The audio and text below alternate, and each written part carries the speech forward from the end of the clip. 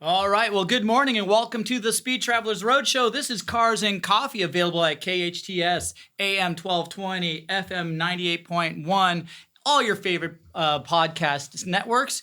And of course, check us out on thespeedtraveler.com and at The Speed Traveler and all the social media stuff. Charlie, we got a lot of fun stuff to talk about today. Not only are we going to be talking Fords, our marquee mark of the day with Kelly, who is also a Ford owner. We're going to be talking Formula One news, IndyCar news, and also our race up in Portland this past weekend. Oh, yeah. We had a great weekend last weekend at the Portland Grand Prix. It was the IndyCar weekend and the U.S. Touring Car Championship, which you and I both raced in. We'll tell you a little bit about how that went a little later. You're going to have to listen to the end of the show to get that. But today's featured marque is Ford Mustang, one of the cars that we love. Absolutely. Your family had one. Several. So can't wait to talk about that. We're also going to talk a little bit about where you can find a Ford Mustang, which ones are our picks for future classics. I mean, we don't want people to go out there and pay full price now for, something, a 60s Mustang that's already $100,000. We try and find some cars that you could find now that are going to become future classics. Then a little bit later, we're going to talk about some of our trips. We had a great trip from Malibu to San Francisco. It was called Ford versus Ferrari. Appropriate. We used Kelly's Mustang for that, and we had a blast. So we're going to talk a little bit later about that trip and how you could take the same exact trip and go from there. And then at the end of the segment, we're going to talk a little F1 news. Our buddy Max had a banner day. Yeah, a lot of good racing news to talk about this week. But let's jump right into our mark of the day, the Ford Motor Car Company. Yes, in the proper accent. And Kelly, you want to tell us a little bit about what Ford's got going on? Yeah, so there's disappearing V8s now. So I know. It's a bummer. So sad. But Ford is they have this 2024 Mustang Dark Horse car, which is pretty crazy. It has 418 pounds of torque, and it's 500 horsepower. Ooh, that's up there in like Shelby territory almost. It really is. I mean, I'm curious what like the 0 to 60 and how it compares to the Shelby. I mean, because that's blistering quick. Yeah, it's fast. We read this morning 0 to 60 in 3.7 seconds. That's with the 10-speed automatic. But it's also available in a manual transmission. Yeah. Which is so awesome. Isn't that great? Yeah. I mean, we were talking about this a couple shows ago about how the Corvette is not available in a manual transmission. And this Mustang is available with a manual transmission. Is that a 6-speed manual transmission? It is. It's a 6-speed manual transmission. And what's cool is that, 500 horsepower, the 10-speed automatic, I mean, that's probably, in my opinion, not the one you would want. I think you would want the manual because that's going to be much more rare down the road. Absolutely. But what a great car. 0 to 60, 3.7 seconds. Yeah, and it's quick. The Shelby is 0 to 60 in 3.6. So, for a tenth of a second, you're paying an extra $20,000. What is the cost of this Dark Horse? It's $65,800, and the handling package is $75,000. Okay, so $75,000, you get all the good stuff on the handling package. You get some awesome. Additional features. You definitely want that because it's not just the plastic tidbits on the outside that make it look fast. It is more suspension, more brake, and actually, I think a little more horsepower, if I'm not mistaken. Is a little bit more horsepower than the GT. I think it's 15 more horsepower. That's all. But great motor, great car, some suspension goodies on there. So, and for $75,000, it's not a bad deal. But Kelly, you were a former Mustang owner. Which car did you have? I had a V6. It was 2015. It was great. I loved that car. It was low, so I may or may not have pulled the bumper off once or twice. But, it was really fun. I love that car. I've always recommended it to all of my friends. Like, that is the car to go with. It wasn't that expensive when we got it, and we actually ended up selling it for more than we bought it for.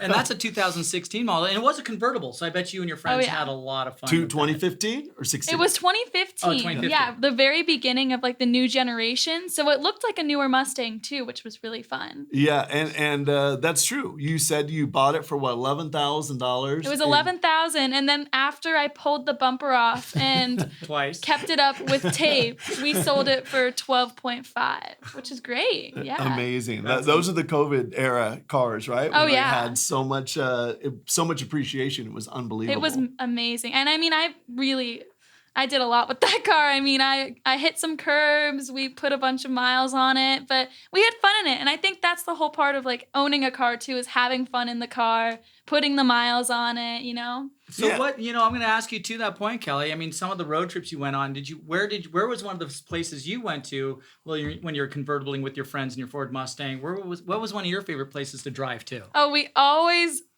drove to Malibu. It's the best place to go to when you're in your convertible. You're going down the canyon. It's so much fun. And honestly, like, all of my friends have always mentioned how the convertible really does kind of make a difference when you're driving in those places, because it can make a kind of lame road trip really fun. Like, you're out in the elements with everyone. It's pretty crazy. That's awesome. I mean, you and I, Charlie, have some convertible adventures we've talked about in the past. Oh, yeah. So, yeah. Yeah, well, we are going to talk a little bit more about the Mustang and some of the cars that we recommend for the future after we take a break. And Kelly, thanks for coming in this morning and sharing the news on the Dark Horse. That sounds like a great car.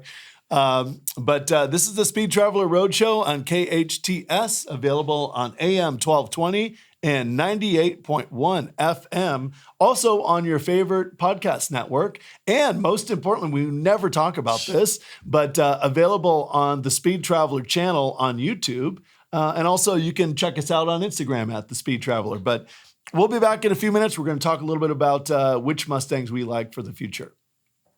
All right, well, welcome back to the Speed Traveler Roadshow, Cars and Coffee, available on KHTS, AM 1220, FM 98.1, all your favorite podcast networks, and of course, at thespeedtraveler.com and our YouTube channel, The Speed Traveler. Yeah, get that right 3 times fast.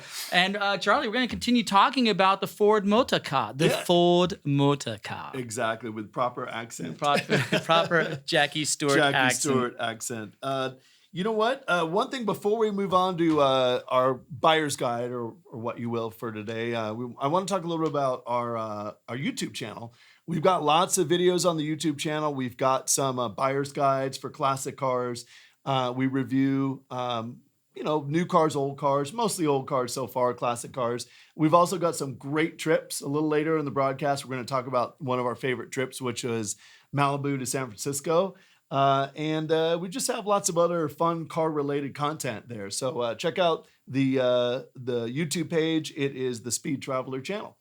Awesome. Now, to the Ford motor car. To the Ford motor car. So it's a little too late to get in on like the 60s Shelby. Yeah, forget GT about bandwagon. that. I mean, unless you've got a couple $100,000 to spend. Right. I mean, the Steve McQueen Bullet, Mustang is not going to be available for less than $150,000, especially if it's in reasonable nick. Yeah, and I saw some replicas, which was shocking. I saw some replicas selling for 100 plus thousand, like resto mods at the auctions. That's unbelievable. That's just nuts. But more late model models of the Mustang are available, and they're available at a fairly decent price. You can find some late 70s, early 80s models. We'll talk more specifically about that. For anywhere between, like, for an automatic, you can find some good ones for about $30,000 in good nick. And for the manual, which we really recommend, always go for the manual if you can get it. Yeah. They're going to be, you can find them anywhere between $40,000 and $70,000, depending on what you find. If you want something that's done and you're ready to just go in and have some fun or put it on your showroom floor, or you want to do some restoration yourself. Yeah, no, we're specifically talking about the Fox Body right now, which is 1979 to 1993, third generation Mustang. And it's hard to believe, but they built 2.6 million of those cars over 15 years. I mean, they were everywhere. And just kind of like the VW Beetle we were talking about a few weeks ago, now it's hard to find nice ones. I'm going to ask you about that numbers. Does that only include the Ford badged versions of that chassis? Or does that include the Mercury? Because Mercury made the Capri. Yeah, that's right. It does. That's Fox Bodies. So they're all Fox bodies. That includes the Mercury Capri, and you guys had one. Yeah, that thing was awesome. That was a 1983 T-top V8 5.0 liter monster manual that your mom drove. My 5'3" mom drove, and I remember being a kid in that car, and my mom, some guy in a Porsche would line up and start revving, and my mom would say, "Oh no, She would just, put in second gear or put in first gear, just drop the hammer and just light the thing up on San Vicente Boulevard in Brentwood, if you're familiar with that area, and just light the thing up. It's like, oh my God, my mom was nuts. Yeah, and for those who are pretty much no one knows your past, but his mom was a F1, like the ultimate Formula One fan when almost nobody watched the sport. Probably 5'2" and 110 pounds. Soaking wet. Had a lead foot for the accelerator pedal. The heaviest foot in the world, which is not surprising because if you ever saw, heard her walking around, it was all stomp, stomp, stomp. She moved. She was a motorer. She always had speed in her heart, speed in her feet. So not what surprising. What did you like about that car? What didn't you like about that car, if you can recall? Well, it was awesome. I remember that car very, very well. It's the difference between the Mustang and the Capri was the rear window. Everything was the same except the rear window was a bubble window on the Capri, and on the Mustang it had a trunk, a traditional trunk versus the hatchback. Right. So that was the big difference in body style. The T-tops were awesome. You had to run the car without T-tops, and that car was blistering fast. I mean, that V8 motor put out a lot of power. You had to be very careful with that car though in the turns because it was a shorter wheelbase, so it was a little squirrely. It was. Our friend Mark Weinstein had basically the same car in the Mustang, the 5.0. Right. And I remember him spinning that thing on multiple occasions, because it is a little loose. It's a loose car. Yeah. So we're talking about our future picks. And, we looked a little bit this morning on Hemmings and Car Gurus and Auto Trader Classics. All of the above, by the way, great places to check out your cars. And if any of them are listening, also a potential great sponsor for the Speed Traveler Roadshow. Yeah, right. So feel free to contact us if you want to sponsor the show. But we looked this morning and, man, it's a little late for of course, the last year of any body style is usually the most desirable. First and last year. First and last year, yeah. So we're talking about 79, which they did offer an Indy 500 pace car. Yes. But sadly, that was sort of the end of like the fuel embargo and all the issues with like rationing fuel.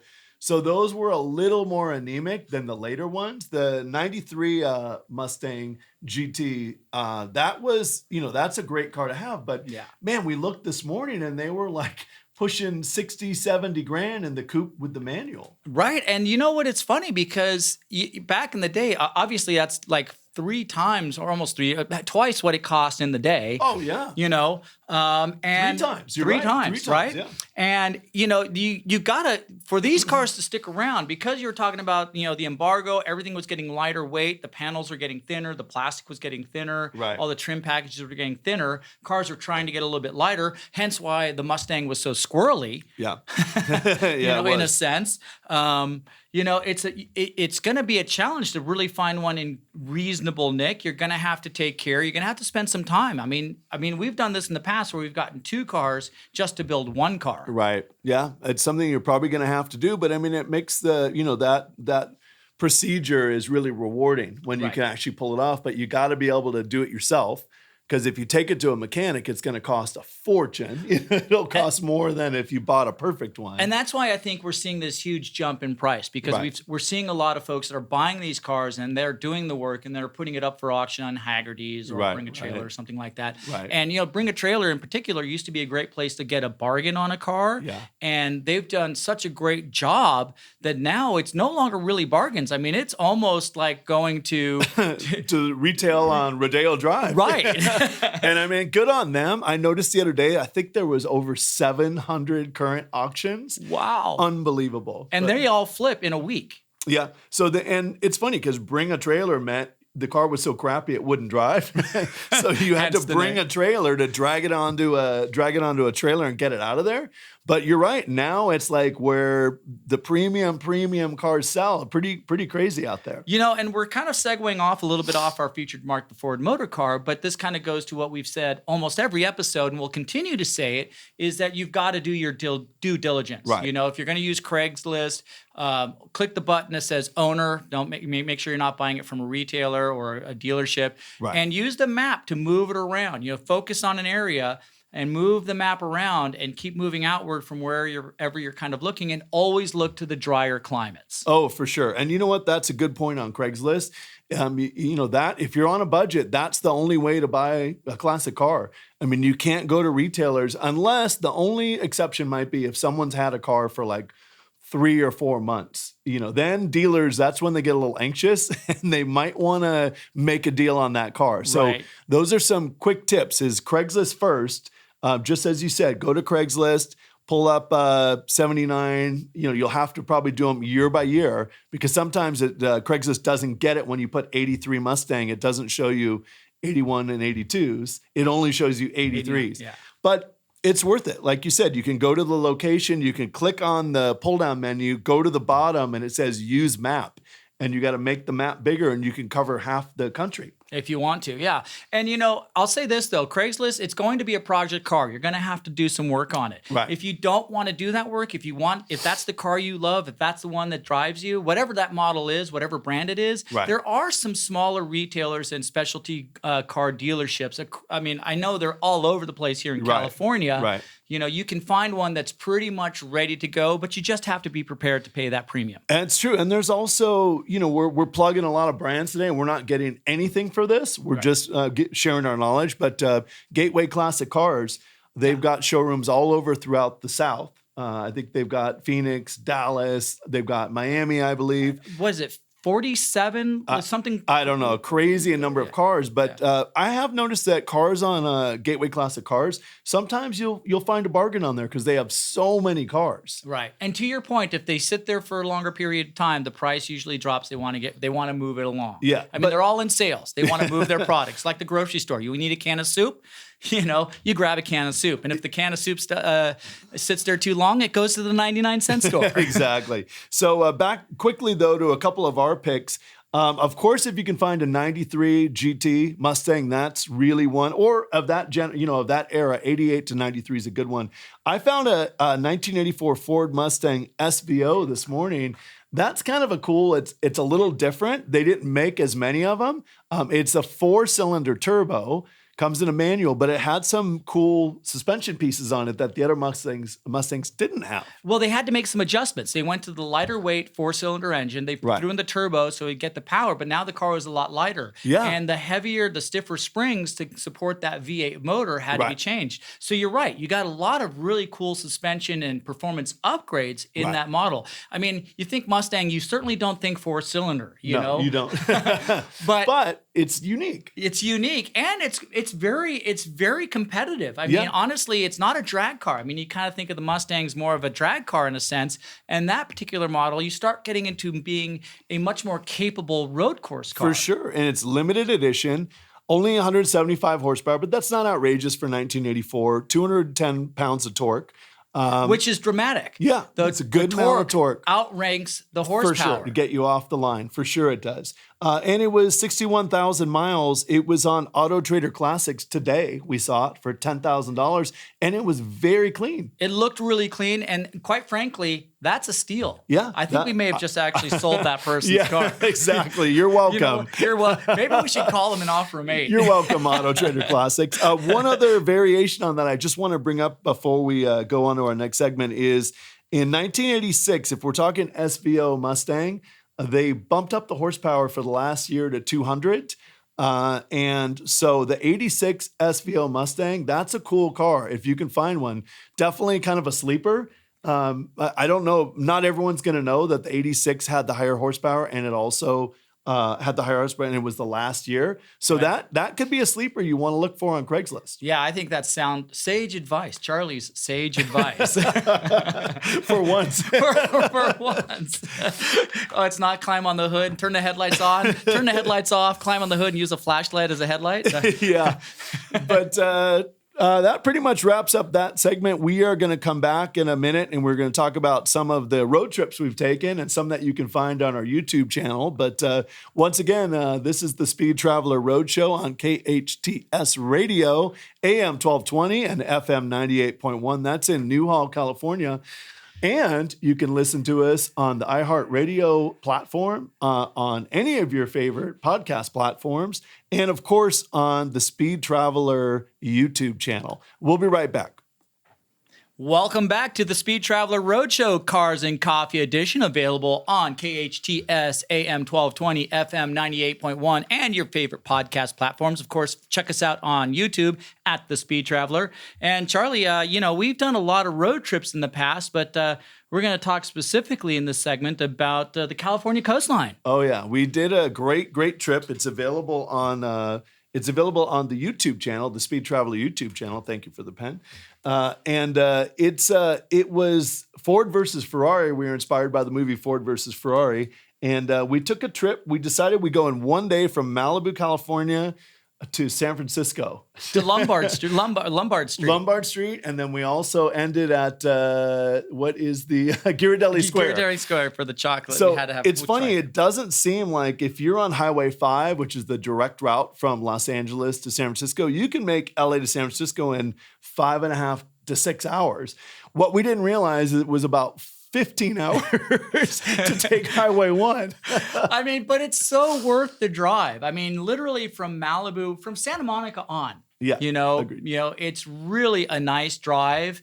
There's so much to look at. And like you said, it took us a lot longer than we anticipated. But I don't regret any moment of that at all, except for maybe having to stop at every single gas station. I had a very thirsty car. So I was in the very fuel efficient Ford Mustang V6 convertible that belonged to Kelly, our news person. And Chris was in the Ferrari F430, and it was not quite as efficient on fuel, was it? No, it was super fun. I mean, there's so many twisty sections on that road to, kind of open it up and just have some fun. I mean, for me, it's not about trying to go 180 miles an hour. I really enjoy the downshifting and the braking for turns and going through the turns. So that was really the exciting part for me. But boy, oh boy. I mean, I think it only had like a 12-gallon tank, and it went through it every 12 miles. So if you want to do the trip, I mean, the nice thing about the Speed Traveler is we talk about cars, we talk about classic cars, we talk about racing. We also talk about fun things to do with your own car. And driving from Malibu or Santa Monica to San Francisco via Highway 1 is one of the best things you can do. Yeah, there's so much history in the state of California along the highway, along the coastline there. There's great places to stop. There's Lime Kiln, which is where all the concrete came from to make the highway. Right. And then there's Hearst Castle, which, I mean, you have to stop at Hearst Castle. A Ragged Point, which is, I mean, just a beautiful... Well, you're going through these fast. Am I going to? I'll stop. Someone had too much coffee this morning. The espresso machine was on full throttle. Yeah, well, kind of like the Ferrari. We'll go in order. So we started in Malibu. I'm sorry. Slow it down, just a little bit. No more coffee for Chris. But we started in Malibu. We rolled through Ventura. We found some great sections of Highway 1. Rolled into Santa Barbara. You went by State Street. That was really cool. Yeah. And, some fun places to have breakfast along there. Yep. Well, I won't even go to that story. That's that's for the after hours version. Yeah. Then you kind of wind your way up to, you go inland a little bit. And then there's a way to cut over back to Highway 1. Towards Lompoc. Yeah. Which is also very interesting because in Lompoc is yet Vandenberg Air Force Base. Yeah. And they launch a lot of rockets out of there. And it's really, really cool when you see one of those launches. Yeah, but it was really cool. We drove up the coast there. I had never done it. And as you mentioned, we got to Hearst Castle. And how cool was that? Oh, that was incredible. I mean, you can easily spend a lot of time at Hearst Castle. We didn't have a lot of time. I mean, that's why it took us so long. Right. We still did a little stroll through for about an hour. We did. I mean, the grounds are huge. Amazing, it's massive. Yeah. I mean, when you get off the highway and you go up to Hearst Castle, it's about another 10 or so minutes of driving just to get to the castle. Oh, yeah. And that's a fun road in itself. Yeah, it was. I believe they were a little disappointed with us on our way out down the road. But I don't know why. Yeah. So make sure you don't do that. But yeah, it was fun. And then as you went a little further north, that's when you got into like the classic Highway 1. You play on video games, it's classic California Highway 1, and it was so cool, like those turns back and forth, breathtaking views. And you see the change in terrain. You start seeing the pines, the bigger pine trees and whatnot as you get into San Simeon and stuff like that.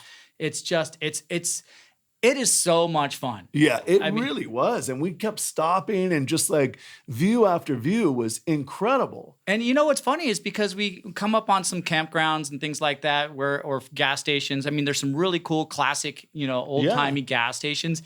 And the people are really interesting and really excited. I mean, you would be surprised how many people are out there actually on a road trip or a camping trip, a vacation, if you will. Yeah. We'll get into that part of the segment a little bit later. It's a lot of fun. I mean, just the scenery, the cool cars you'll see out there, nut jobs on Vespas in 30-degree weather with their scarves flying. Yeah. No, you mentioned going through Ragged Point, like an old-timey gas station. Great spot. It's a resort. You can spend the night there if you feel like it. They had barbecue. Oh, the barbecue is incredible. And we just met some fun characters there. And it's a great hike. It's rather high. I mean, you're about 250 feet above the sea level there, above the water. But your north and south views are incredible. And there's some really cool hikes to get down to the water. Yeah. What's interesting, though, is north of Ragged Point is where a lot of the Coast Highway fell into the water. There was a lot of destruction from some storms. And the last time when we went and did the run, the roads had just been repaired. Right. And it was empty. It was empty. I mean, the road surfaces were absolutely perfect. The traffic was, optimal because there was so little of it. It was just an awesome winding road drive. We have tons of footage of it. It is. So that's Big Sur, a little bit north. You go into Big Sur, and we recommend you do it on a Tuesday or Wednesday. You certainly can do it on Saturday, but it's a little rough with traffic. It's just not as enjoyable. So Monday or Tuesday. But yeah, we rolled through Big Sur, beautiful, and then rolled into the Monterey area and 17-mile drive. Yeah, 17-mile drive. You have to pay. You do. But it's a really pleasant drive, and you cannot speed. You have to be very, very respectful. But it's a kind of an iconic drive. You don't have to do it, but it really is a nice part of the drive. It actually kind of, for me, what was nice is I was kind of on it, really focused. I was looking at everything, and I was trying to go fast because I had a fast car. Right. And when we got the 17-mile drive, I had to reel it in and cool it off a little bit, and I really take the top down. And relax. I got very relaxed. It was very calming, so that was wonderful. A couple cool things on 17-mile drive. If you guys do that, is you can stop at Pebble Beach, of course, if you want, and have a $36 hamburger. But we prefer on sale. On sale. We prefer Spanish Bay Inn, which is a little bit further down the 17-mile drive towards Carmel. And you could sit outside around these big giant fire pits and eat lunch there. That was really cool. Yeah, that's really nice. And when you do finally make it to Carmel, there's a bunch of great restaurants there and a bunch of good art exhibits and things to check out. It's really nice. And we had a great dinner Portobello. At Portobello that night. And then also when we were there for the IndyCar race, we had a great dinner at the Hog's Breath. Oh, the Hog's Breath. Formerly owned by our friend Clint Eastwood. Yeah, our good buddy, Our good buddy. He's moved on. He sold it to his friend, but it still maintains a lot of the cool history. He does still pop in there from time to time. He's very approachable, especially if you ask him about cars and racing. Yeah. If you come up to him and ask him for a selfie, he's probably going to turn away. Punch you in the face. Yeah. But if you ask him about racing, he'll love to talk to you. So from there, we kept going north. At this point, it was about 11 o'clock at night. We ended up arriving at Lombard Street at midnight. And it was still open, which was surprising. I thought they closed it. That was unbelievable. I mean, one, you got there before I did. I got a little bit lost. My GPS unit said, go this way, and I ended up in Albuquerque. So I was winding around the roads, a little bit lost. But yeah, got to Lombard Street, got to the top of Lombard Street, and it was unlocked. It was really surreal driving down Lombard Street. With no one there. No one there in the dark. Yeah. So that is one of the Speed Traveler's big tips of the day is if you happen to be in San Francisco and you want to do that Lombard, do it late at midnight. There was no waiting. There was no tourists. There was nobody there. It was the weirdest thing. It was really bizarre. And, you got to Ghirardelli Square before I did. And the only drawback there arriving at midnight is they were closed. So no chocolate for us. And you can watch this whole episode. We recorded it. It's on the Speed Traveler YouTube page, Ford versus Ferrari. It was a really, really fun trip. I had the Ford Mustang. You had the Ferrari.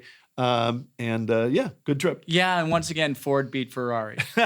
Yeah, not to ruin the ending, but that's all right. Spoiler alert.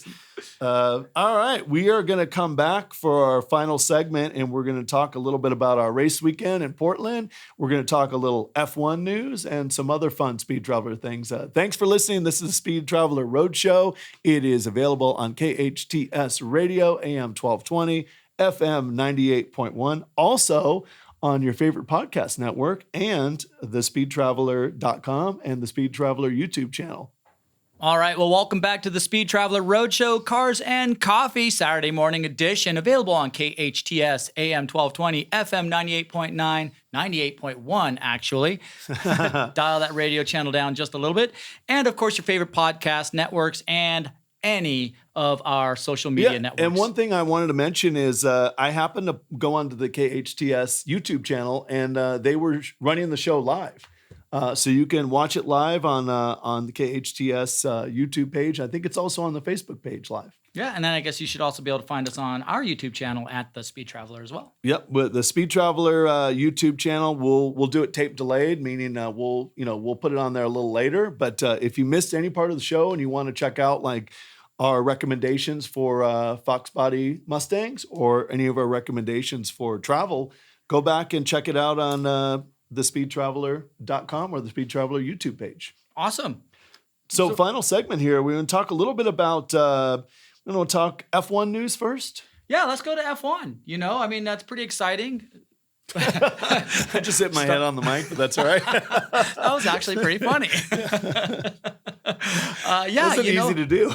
I don't know how you did that, but it looks like you might have lost an eye. Talking F1, they were in Monza, one of my favorite tracks in the world to go visit. Yeah, you've been to Monza a few times, right? Many times. It is a bucket list track to go to. GA tickets. Get a GA ticket, bring comfortable shoes and a roll of toilet paper, and definitely go through the fencing at the Parabolica to rush the stage for the champagne spray at the end of the event. All right. It's definitely a to-do. You got to do it at least once. And where'd you fly into? I took a train to the township of Monza, which is a nice little, it's a micro Italian version town of Milan. So if you've ever been to Milan or you've seen pictures of Milan, Monza itself, Monza proper, is almost an exact replica, just in smaller scale. Oh, that's so cool. Really fun. Yeah, it's incredible. And there's an incredible place as you approach the track on the park grounds. There's an incredible place to get an excellent espresso to fuel your adventures called Cafe Carviga. You got to go there. It's delicious. They have incredible pastries. They'll even make like panini. So you can take some takeaway food while you get out on track. Yeah, that's really, you're only going to hear that on the Speed Traveler Roadshow. No one else is going to know about those cafes in Monza. Yeah, it's awesome. But getting to the track, this was kind of it was an important weekend for a number of teams. One, Ferrari. Carlos Sainz stealing a pole. Oh, amazing. At their home track. I was looking at the car. The Ferraris were running very, very little rear wing. Yeah. And Carlos Sainz did a great job to put that Ferrari out on pole. They had good one-lap pace. Ferrari did a great job. They did what they had to do. They'd have a whole country of Ferrari fans mad at them if they didn't do something. They couldn't just sit there and suck it up like they've been doing. Right. So they went, like you said, with low downforce in the rear.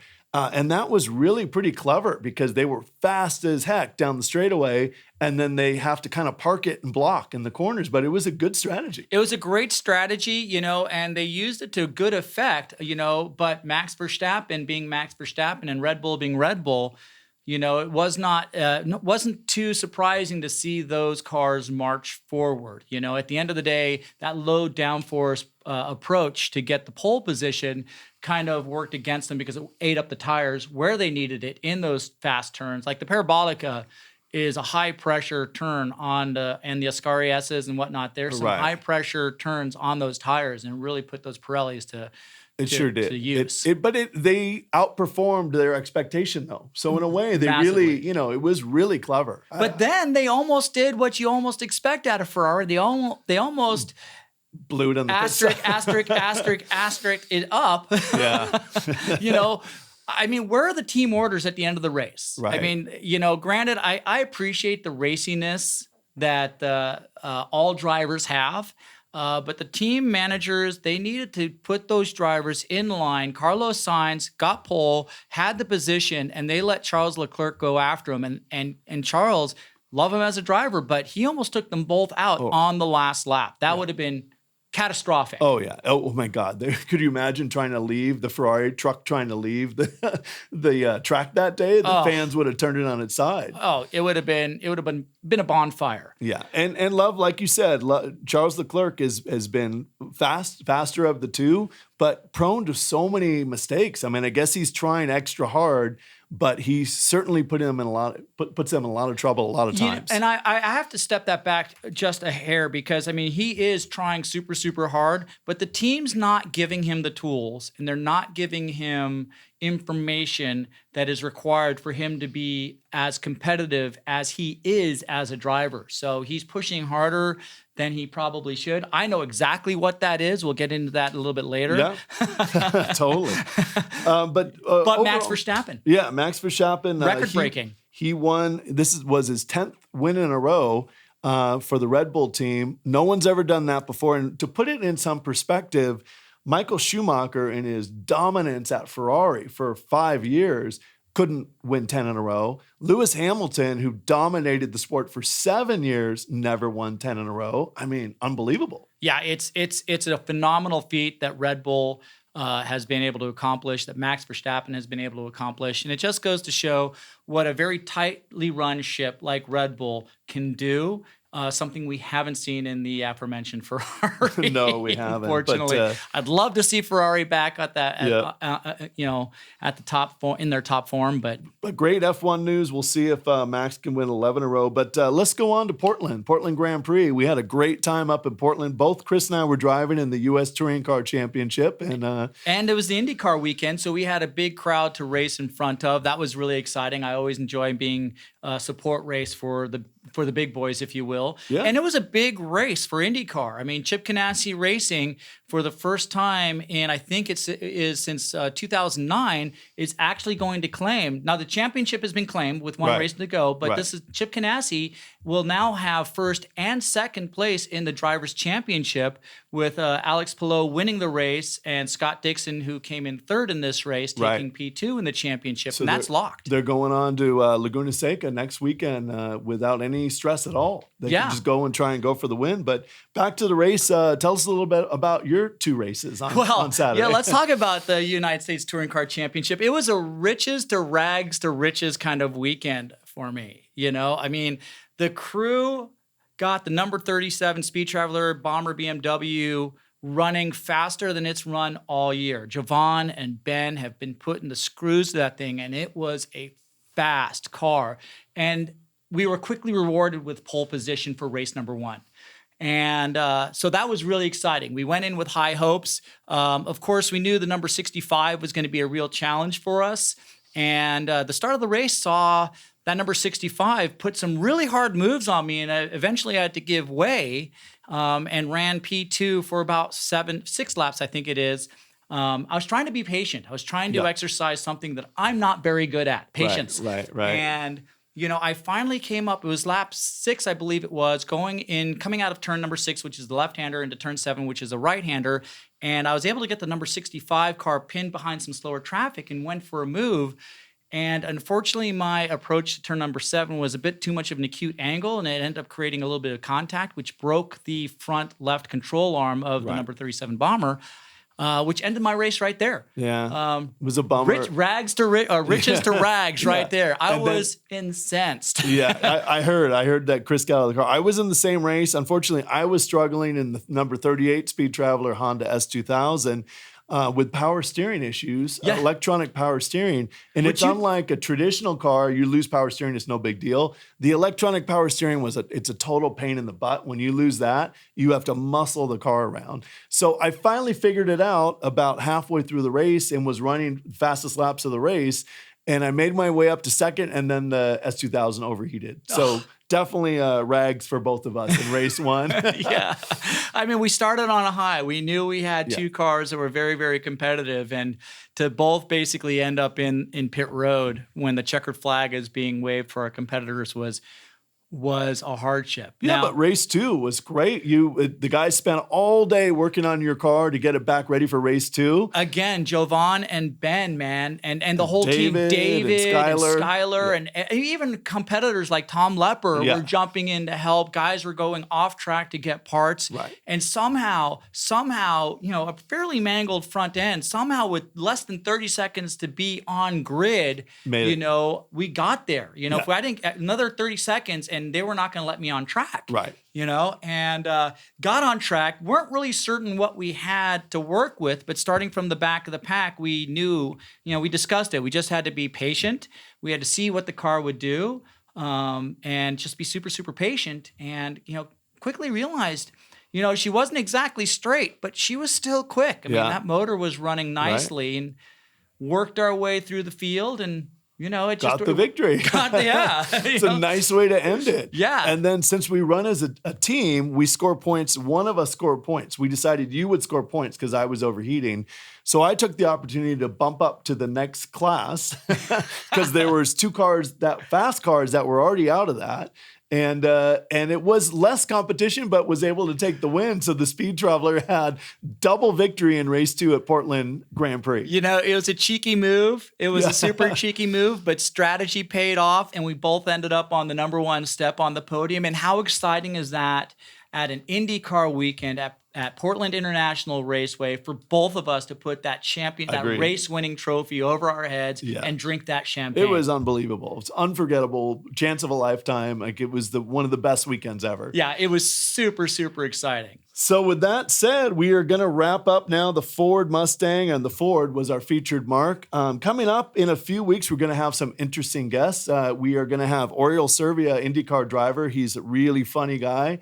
Almost won the Indy 500 a number of times. Great Spanish race car driver.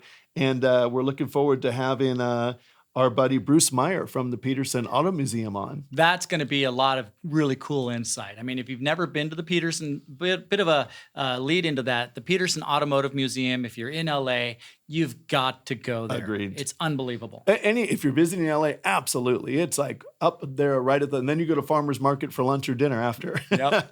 But yeah, thanks for joining us. This is the Speed Traveler Roadshow. It is on KHTS Radio AM 1220 and on your favorite podcast. Also going to be available on iHeartRadio.